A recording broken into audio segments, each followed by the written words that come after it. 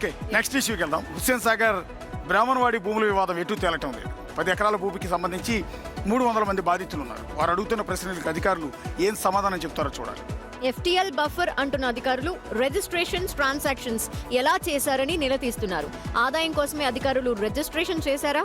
Registration చేసేటప్పుడు అధికారులకు FTL buffer కనిపించలేదా అనేవి బాధితుల నుంచి వినిపిస్తున్న ప్రశ్నలు. ఈ భూమి హెచ్ఎండిఏ అప్రూవ్డ్ మాస్టర్ ప్లాన్లో నేచురల్ కన్వర్జేషన్ జోన్గా మార్చి చూపుతున్నారనే అనుమానాలు కూడా వ్యక్తం అవుతున్నాయి. ప్రభుత్వం బాధితులకు ఏ విధంగా న్యాయం చేస్తుందో చూడాలి. నష్టపరిహారం రూపంలో టీడీఆర్ ఇస్తుందా లేక డబ్బులు చెల్లిస్తుందా అని. ఒకసారి సుజాత దగ్గరికి వెళ్దాం.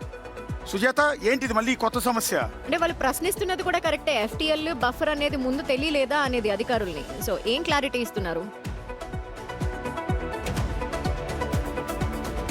ఎగ్జాక్ట్లీ అశోక్, ఎందుకంటే వీళ్ళు ఎన్నో సంవత్సరాల క్రితం భూముల్ని కొన్నాము. ఆ టైంలో ఇరిగేషను నాలాకి సంబంధించినటువంటి ఎన్ఓసి ఇచ్చింది, ఎలాంటి నాలాలు లేవని చెప్పేసి 2025లోనూ ఇచ్చింది. రిజిస్ట్రేషన్స్ అయ్యాయి, ఎంతో మంది పేర్లు మారాయి. కానీ ఇప్పుడు మాత్రము అధికారులు హెచ్ఎండిఏ అప్రూవ్డ్ దాంట్లో మాస్టర్ ప్లాన్లో న్యాచురల్ కన్వర్జేషన్ జోన్గా చూపిస్తున్నారు. అధికారుల చేతుల్లోనే పేపర్లు ఉంటాయి, ఎలా అయినా చూపించవచ్చు. ప్రభుత్వం మారిన ప్రతిసారి, అధికారి మారిన ప్రతిసారి ఇదే విధంగా పేపర్లు మార్చి మమ్మల్ని మోసం చేస్తున్నారు.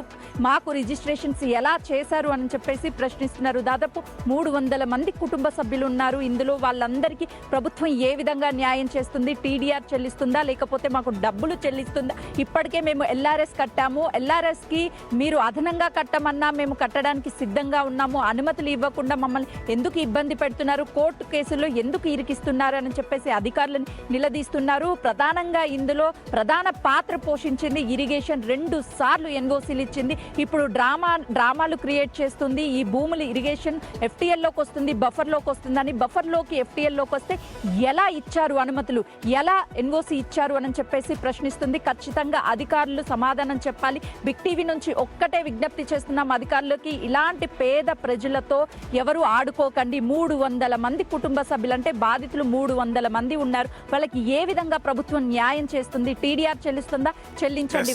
వాళ్ళు తీసుకోవడానికి మీరు అన్నట్టుగా అధికారుల దృష్టికి తీసుకొచ్చాము. దాన్ని సాల్వ్ చేయాల్సిన బాధ్యత అధికారుల మీద, ప్రభుత్వం మీదే ఉంది. నెక్స్ట్